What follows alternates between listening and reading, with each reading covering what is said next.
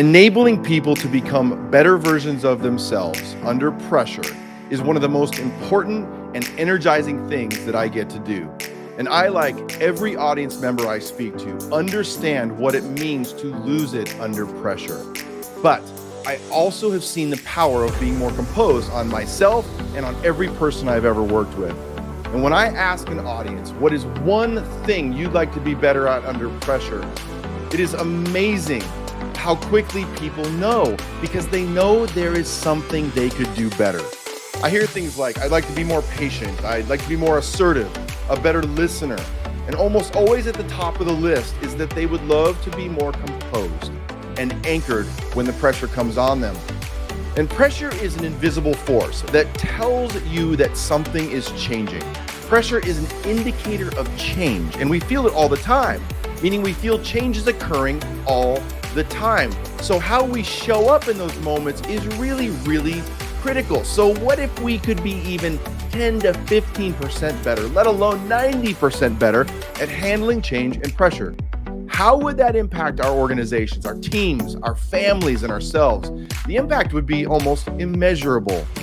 So I ask you this: what would change if you were more composed under pressure? What would be the impact on you and on every person around you? And as I tell audiences, how we show up in these high pressure moments is just as important as anything we do. Our presence is one of the most powerful and neutralizing and anchoring things over which we actually have control. And I wrote an entire book called Composed: The Heart and Science of Leading Under Pressure. And it was based on our research from an assessment that thousands of leaders and people have used called the Leading Under Pressure Inventory.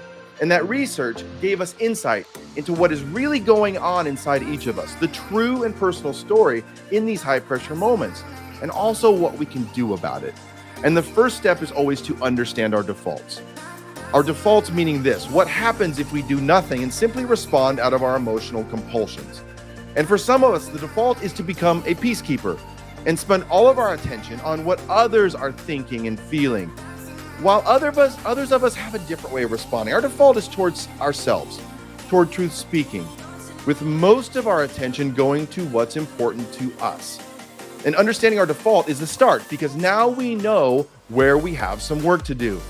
But becoming more composed under pressure involves more than just an awareness of whether we're more attentive to others or attentive to ourselves under pressure. It also involves taking strategic action. And we had the opportunity over the years to study the strategies that enabled leaders, enabled everyone to remain true to themselves and also true to others around them. And in fact, 11 different strategies emerged as actionable pathways to becoming more composed under pressure.